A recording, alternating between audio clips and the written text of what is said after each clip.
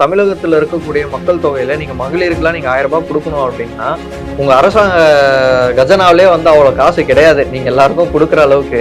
இதை நான் அப்போ வந்து எல்லாரும் வந்து கேள்வி கேட்கறாங்க, எப்படி சார் உங்களால 1000 ரூபாய் கொடுக்க முடியும் அப்படின்னு. உடனே தகுதி வாய்ந்த மகளிருக்கு மட்டும் 1000 ரூபாய் கொடுப்போம். தகுதி அப்படின்னா எதன் அடிப்படையில அந்த ஒரு தகுதியை வந்து நீங்க தேர்ந்தெடுப்பீங்க அப்படின்றது இல்லை. நானே ஒரு மீம் போடுறேன். நான் போட்ட அந்த ஒரு மீம்க்கு பார்த்தீங்கன்னா 35 நாள் வந்து சிறையில் இருந்தது தான் மிச்சம். இவங்க ஆட்சியெலாம் அவ்வளோ சிறப்பான முறையில் வந்து இவங்க அந்த ஃப்ரீடம் ஆஃப் ஸ்பீச் இவங்க எல்லாத்தையுமே வந்து சிறப்பாக மெயின்டைன் 3 வருஷமா நீங்கள் அப்போ என்ன சார் பண்ணிட்டு இருக்கீங்க? ஒரு பஸ்ஸை வந்து உங்களால் ரெடி பண்ண முடியல அப்படின்னா அப்போ நீங்கள் எதுக்கு போக்குவரத்து துறை அமைச்சராக இருக்கணும்? ராஜினாமா பண்ணிட்டு போங்க, அந்த இலாக்காவுக்கு வேற.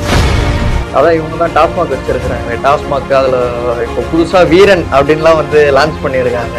எல்லாம் காலையில் எந்திரிக்கிறது, போயிட்டு வீரனை போட்டு வந்து வீட்டு ஆட்சிக்கு 10 மதிப்பெண்ணுக்கு எவ்வளோ கொடுக்கலாம் அப்படின்னா 2-3 மார்க் கொடுக்கலாம், அவ்வளோதான். ஐஎன்டி தமிழர்களுக்கு அன்பு வணக்கம். இன்றைய நேர்காணலில் நம்முடன் இணைந்திருப்பவர் டைம்ஸ் ஆஃப் தமிழ்நாடு சேனல் சேர்ந்த பிரதீப் அவர்கள். வணக்கம் சார். வணக்கம். இன்று பாத்தீங்கன்னா திமுகவின் 3ஆண்டு ஆட்சி வந்து நிறைவடைஞ்சிருக்கு சார். 4ஆம் ஆண்டுக்கு செல்வதற்காக வாழ்த்துலாம் தெரிவிச்சிருக்காங்க ஸ்டாலின் அவர்கள். உங்க கருத்து என்ன சார்? அவரே தான் வாழ்த்து சொல்லிக்கணும். அவர் ஆட்சிக்கு 3 ஆண்டு ஆட்சி வேங்கிய வயலே சாட்சி அப்படின்னு தான் வந்து நம்ம ஆரம்பிக்கணும். அதை பார்த்தீங்கன்னா 3 வருஷத்துல திமுக வந்து அவங்க ஆட்சியில, அதாவது அவங்க ஆட்சிக்கு வந்து சிறப்பா என்ன பண்ணிட்டாங்க அப்படின்றத நீங்க சொல்லுங்க ஃபர்ஸ்ட். பல சாதனை திட்டத்தை வந்து கொடுத்திருக்காங்க. என்ன சாதனைகள் சொல்லுங்க. காலை உணவு திட்டம் வந்து வெளிநாடு, அது நல்ல விஷயம், அது நல்ல விஷயம். வேற மகளிருக்கு உரிமை தொகை திட்டம் சார். அவங்க தேர்தல் அறிக்கையில என்ன வாக்குறுதி என்ன சொல்லியிருந்தாரு, நாங்க ஆட்சிக்கு வந்தா அனைத்து மகளிருக்கும் நாங்க 1000 ரூபாய் கொடுக்குறோம் அப்படின்றத சொல்லியிருந்தாரு. ஆனா ஆட்சிக்கு வந்த பிறகு பாத்தீங்கன்னா கிட்டத்தட்ட அவர் அதை பத்தி பேசவே இல்லை. அதுக்கப்புறம் வந்து பார்த்தீங்கன்னா நிறைய பேர் மீம் போட்டாங்க, நானும் மீம் போட்டேன். இதுக்கு நீங்கள் எப்போ சார் கொடுப்பீங்க, எதன் அடிப்படையில் வந்து அந்த இது 1000 ரூபாய் வந்து நீங்கள் கொடுப்பீங்க? ஏன்னா தமிழகத்தில் இருக்கக்கூடிய மக்கள் தொகையில் நீங்கள் மகளிருக்குலாம் நீங்கள் 1000 ரூபாய் கொடுக்கணும் அப்படின்னா உங்கள் அரசாங்க கஜனாவிலே வந்து அவ்வளோ காசு கிடையாது நீங்கள் எல்லாருக்கும் கொடுக்குற அளவுக்கு. இதை நான் அப்போ வந்து எல்லாரும் வந்து கேள்வி கேட்குறாங்க, எப்படி சார் உங்களால் 1000 ரூபாய் கொடுக்க முடியும் அப்படின்னு. உடனே தகுதி வாய்ந்த மகளிருக்கு மட்டும் 1000 ரூபாய் கொடுப்போம் அப்படின்னு சொல்லிட்டு அதையும் வந்து ஒரு மேடையில் தான் சொல்கிறாரு.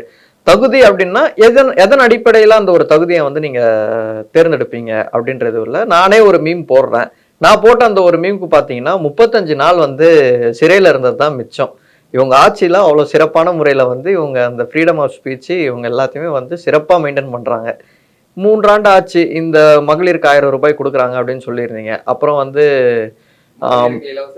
பேருந்து, சூப்பர் சூப்பர், நல்லா சொன்னீங்க. இலவச பேருந்துல இன்னுமே வந்து வீடியோ வந்துட்டு தான் இருக்கு. ஒரு முறையும் மகளிர்கள் வந்து அங்க எந்த அளவுல வந்து அவங்க கஷ்டப்படுறாங்க அப்படின்னு சொல்லிட்டு அங்க இருக்கக்கூடிய கண்டக்டர்ஸ் வந்து அவங்களை எப்படி நடத்துறாங்க, இவங்க என்ன ரியாக்ட் பண்றாங்க. சரி, நீங்க சொல்றீங்களே மகளிருக்கு இலவசமா பேருந்து கொடுத்துருக்குறாங்க அப்படின்னு சொல்லிட்டு அந்த பேருந்துடைய தரம்ல எப்படி இருக்குன்னு நீங்க பாத்திருக்கீங்களா? சோஷியல் மீடியாவில் உங்களுக்கு வீடியோஸ் உங்களுக்கு ரெகுலராக வந்துட்டு தான் இருக்குது. ஒரு சில பஸ்லலாம் பார்த்தீங்கன்னா அந்த படிக்கட்டு கூட இல்லை, கால் வச்சு கூட ஏற முடியாது, அந்த அவலத்தில் தான் வந்து இருக்குது. அதற்கு தான் வந்துட்டு போக்குவரத்து துறை அமைச்சர் சிவசங்கர் சொல்றாரு, அது அதிமுக காலத்தில் வாங்கின பேருந்துகள் அப்படின்னு சொல்றாரு. சார், நீங்கள் ஆட்சிக்கு வந்து இன்னையோட 3 வருஷம் ஆகுது சார். 3 வருஷமா நீங்கள் அப்போ என்ன சார் பண்ணிட்டு இருந்தீங்க? நீங்கள் ஒரு பஸ்ஸை வந்து உங்களால் ரெடி பண்ண முடியல அப்படின்னா அப்போ நீங்கள் எதுக்கு போக்குவரத்து துறை அமைச்சராக இருக்கணும்? ராஜினாமா பண்ணிட்டு போங்க, அந்த இலாக்காவுக்கு வேற யாராவது வரட்டும், அவங்க வந்து அவங்க சரி பண்றாங்களான்னு பார்ப்போம். இன்னும் எத்தனை வருஷம் தான் நீங்க சொல்லிட்டு இருப்பீங்க அதிமுக காலத்துல பண்ணது நாங்க இப்பதான் ஆட்சிக்கு வந்திருக்கோம்னு? ஏதோ ஆரம்ப கட்டத்துல நீங்க சொல்லிட்டு இருந்தீங்க, ஒரு வருஷமா அதிமுக பண்ணாங்க, நாங்க வந்து திருத்தி கொள்றோம் அப்படின்னு சொன்னீங்க. வந்து 3 வருஷம் ஆயிடுச்சு, இன்னும் இருக்க போறதே 2 வருஷம் தான். இன்னும் நீங்க இதே கதையை நீங்க எத்தனை நாளைக்கு நீங்க சொல்லிட்டு இருப்பீங்க? நீங்க ஓகே சார். அடுத்தபடியா பாத்தீங்கன்னா உங்க சாதனைகள்ல அந்த மகளிருக்கு சுய உதவிக்குழு மூலமா அந்த கடன் எல்லாம் வழங்கியிருக்காங்க. அது வந்து பெருமையா வந்து பேசிட்டு இருக்காங்க. இல்லை, அது நல்ல விஷயம் தான் அது. ஏன்னா மகளிரை வந்து அவங்க வந்து டெவலப் பண்ணி விடுறாங்க. உமன் எம்பவர்மெண்ட் அப்படின்றது வந்து கண்டிப்பாக இந்த சொசைட்டிக்கு தேவை தான். ஏன்னா நிறைய குடும்பத்தில் பார்த்தீங்கன்னா வந்து வீட்டில் இருக்கக்கூடிய கணவர்களே வந்து வேலைக்கெல்லாம் வந்து போகிறது கிடையாது. அதான் இவங்க தான் டாஸ்மாக் வச்சிருக்கிறாங்களே, டாஸ்மாக் அதில் இப்போ புதுசாக வீரன் அப்படின்லாம் வந்து லான்ச் பண்ணியிருக்காங்க. எல்லாம் காலையில் எந்திரிக்கிறது, போயிட்டு வீரனை போட்டு வந்து வீட்டில் படுக்கிறாங்க. வீட்டில் இருக்கக்கூடிய மகளிர்களுக்கு வந்து இது போன்ற தொகைகளை கொடுத்து அவங்க அதன் மூலியமா ஒரு தொழில ஏதோ ஒரு சில விஷயங்களை பண்ணிட்டு அவங்க ஏதோ டெவலப் ஆகுறாங்க. அதெல்லாம் நல்ல விஷயம் தான். அதெல்லாம் வந்து தவறுதலாலாம் வந்து எதுவும் சொல்லலை. ஆனா வந்து பாத்தீங்கன்னா இவங்க சொல்ற மாதிரி இந்த 3 ஆண்டு ஆட்சி எங்க இதுக்கே வந்து ரொம்ப பெருமையா இருக்கு அப்படின்னா நிறைய விஷயங்கள் இந்த 3 வருஷத்துல பாத்தீங்கன்னா எத்தனை கஸ்டோடியல் டெத் நடந்திருக்கு, அது குறித்து முதல்வர் எத்தனை முறை பேசியிருக்கிறாரு. இன்னும் ஒரு சில விஷயங்கள்லாம் பாத்தீங்கன்னா சட்டசபையிலேயே வந்து இவர் அட்ரஸ் பண்ணாரு. கஸ்டோடியல் டெத்தே வந்து நடக்கல அப்படின்றாரு. அடுத்த நாள் பாத்தீங்கன்னா ஆமா நடந்திருக்கு அப்படின்றாரு. அப்போ அவருடைய ஒரு போர்ட்போலியோல என்ன நடக்குது அப்படின்றதே அவருக்கு தெரியாம தான் இருக்கிறாரு. அப்படி இருக்கும்போது நீங்க எப்படி நீங்க வந்து சொல்ல முடியும் இந்த 3 ஆண்டுகள்ல வந்து நாங்க இவ்வளவு சாதனை பண்ணியிருக்கோம் அப்படின்னு சொல்லிட்டு. இன்னும் குறிப்பா பிரதர், இந்த எலெக்ஷன் டைம்ல கிட்டத்தட்ட பாத்தீங்கன்னா ஒரு 5-6 கஸ்டோடியல் டெத் வந்து நடந்திருக்கு. நம்ம யாருக்குமே வந்து அது தெரியல. எலெக்ஷன் டைம்ல எல்லாம் பாஜகவுக்கு எத்தனை சீட்டு ஜெயிக்கும், திமுக எத்தனை சீட்டு ஜெயிக்கும், அதிமுக எத்தனை சீட்டு ஜெயிக்கும், நாம் தமிழர் எத்தனை ஜெயிப்பாங்கன்னு தான் நம்ம பேசிட்டு இருந்தோமே தவிர கஸ்டோடியல் டெத் எத்தனை நடக்குது அப்படின்றத வந்து யாருமே பேசல. அதெல்லாம் வந்து இப்போதானே வந்து நமக்கு தெரிய வருது எலெக்ஷன் முடிஞ்ச பிறகு. இந்த ஒரு மாசத்துல மட்டும் இவ்வளவு விஷயங்கள் நடந்திருக்கா அப்படின்னு சொல்லிட்டு. சரி, கஸ்டோடியல் டெத்ன்றது வந்து தொடர்ச்சியா நடந்துட்டு தான் இருக்கு. நீங்க என்ன இது வரைக்கும் நீங்க ஒரு ஆக்ஷன் எடுத்தீங்க? சம்பந்தப்பட்ட ஒரு காவல் அதிகாரியை வந்து நீங்க சஸ்பெண்ட் தான் பண்றீங்களே தவிர இது போன்ற இன்னொரு இடத்துலயும் இந்த ஒரு கஸ்டோடியல் டெத் நடக்க தான் செய்யுது. நீங்க அப்ப என்ன பண்றீங்க? திரும்பவும் அதே வேற ஒரு அதிகாரியை நீங்க சஸ்பெண்ட் பண்றீங்க. அப்ப என்னத்த நீங்க பெருசா சாதனை பண்ணிட்டீங்க நீங்க இந்த ஒரு 3 வருஷத்துல? ஒண்ணுமே பண்ணலையே நீங்க. முக்கியமான வாக்குறுதிகள் பாத்தீங்கன்னா இந்த நீட் தேர்வை வந்து நாங்க ஒழிப்போம் வந்துட்டு அதுக்கான ஐடியா இருக்கு அப்படின்னு சொல்லிட்டு தான் உதயநிதி ஸ்டாலின் அவர்கள் வந்து கூறியிருந்தார் சார். அதுக்கப்புறம் இந்த கல்வி கடன் வந்து ரத்து செய்யப்படும் அப்படின்னு சொல்லியிருந்தாங்க. இன்னைக்கு கூட மீம்ஸா வந்துட்டு இது ரெண்டுமே வந்துட்டு ட்ரெண்டிங்ல போயிட்டு இருக்கு. உங்க கருத்து? அதாவது நீட்டு தேர்வை வந்து நாங்க ரத்து பண்ணுவோம் அப்படின்றது வந்து அந்தந்த மாநிலம் வந்து முடிவே பண்ண முடியாது. சரிங்களா? இது வந்து உதயநிதி அவர்களுக்கே வந்து தெரியும். தெரிஞ்சே வந்து இந்த மாதிரி நாங்க ஆட்சிக்கு வந்தா முதல் கையெழுத்து என்ன சொன்னாங்க? நீட்டு தேர்வு ரத்து அப்படின்னு சொன்னாங்க. அதுக்கான ரகசியம் வச்சிருக்கேன்னு வேற சொன்னாரு. அந்த ரகசியம் என்ன அப்படின்னா அனிதா அவர்களுடைய அந்த பேர்ல வந்து அந்த ஒரு ஆடிட்டோரியம் திறந்ததுதான் ரகசியம் அப்படின்னு சொன்னாரு. அப்புறம் இன்னும் அவரே இன்னொன்னு ஒரு விஷயம் சொல்றாரு. காங்கிரஸ் ஆட்சிக்கு வந்தா அந்த ரகசியத்தை நான் சொல்றேன்றாரு. அப்போ காங்கிரஸ் ஆட்சிக்கு வர்றது வரைக்கும் நாங்க ஏன் சார் அப்ப நாங்க உங்களுக்கு ஓட்டு போடணும்? நாங்க ஓட்டு போட்டது வந்து உங்களுக்கு தானே போட்டது. 2021 தேர்தல்ல உதயநிதி அவர்கள் தானே சொன்னாரு நீட்டு தேர்வு நாங்க ஆட்சிக்கு வந்தா முதல் கையெழுத்திலே நாங்க ஒழிப்போம் அப்படின்னு சொல்லியிருக்கீங்க. என்ன ஒழிச்சிங்க? நேத்து கூட மாணவர்கள் போயிட்டு நேத்து கூட தான் நீட்டு தேர்வு எழுதிட்டு வந்திருக்கிறாங்க. அப்ப நீங்க என்ன பண்ணீங்க? நீங்க ஒண்ணுமே பண்ணலையே. நீங்க கொடுத்த வாக்குறுதிகள்ல நிறைய விஷயம் பண்ணியிருக்கிறீங்க, நான் இல்லைன்னு சொல்லல. நிறைய இந்த மாதிரி மகளிர் சுய உதவி குழுக்கு வந்து ஃபண்ட்ஸ் அதிகமா கொடுத்துருக்கிறீங்க, பல்வேறு விஷயங்கள் பண்ணியிருக்கிறீங்க. ஆனா இது போன்ற விஷயங்கள்லாம் வந்து நீங்க கொஞ்சம் பார்த்து கவனமா அறிக்கையில வந்து நீங்க கொடுத்துருக்கலாம்ல அப்படின்றது என்னுடைய கருத்து. இது இந்த நேரத்துல டோட்டலா வந்துட்டு உங்களோட மார்க் என்னவா சார் இருக்கும் 3 ஆண்டு ஆட்சிக்கு? 3 ஆண்டு ஆட்சிக்கு 10 மதிப்பெண்ணுக்கு எவ்வளவு கொடுக்கலாம் அப்படின்னா 2, 3 மார்க் கொடுக்கலாம். அவ்வளவுதான் என்னை பொறுத்த வரைக்கும். அவ்வளவு குறைவான மார்க் என்ன சார் காரணம்? சரியா பண்ணல. அதனாலதான் ஏங்க அதிமுக ஒழுங்கா ஆட்சி செய்யல அப்படின்ற ஒரு இதுலதான் வந்து திமுகவுக்கு ஓட்டு போட்டது. இவங்க வந்து என்ன சொல்றாங்க? அதிமுக இதை பண்ணிட்டாங்க அதை பண்ணிட்டாங்க, இவங்க அப்படி சொல்லிட்டு இருக்காங்க. இன்னும் எத்தனை வருஷத்துக்கு நீங்க அதே சொல்லிட்டு இருக்க முடியும்? இன்னும் இருக்கக்கூடியது 2 வருஷம். இந்த 2 வருஷமாவது சிறப்பான முறையில் வந்து ஆட்சி தருவாரு அப்படின்றத நம்புறோம், பார்ப்போம்.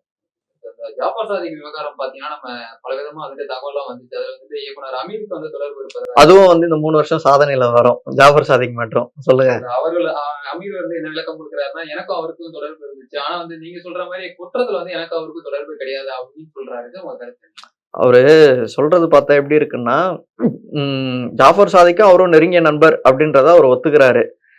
அப்படி இருக்கும்போது வந்து ஜாஃபர் சாதிக் தொடர்ந்து வந்து பாத்தீங்கன்னா ஏங்க இப்ப இருக்கக்கூடிய கட்டத்துல ஒரு படம் ப்ரொடியூஸ் பண்றதுக்கே வந்து அவன் ஃபண்ட் இல்லாம வெளியில இருந்து காசு வாங்குறாங்க. ஸ்பீடு வட்டி மீட்டர் வட்டின்னு சொல்லிட்டு வாங்கிட்டு தான் வந்து இருக்கக்கூடிய ப்ரொடியூசர்லாம் படம் எடுத்துட்டு இருக்காங்க.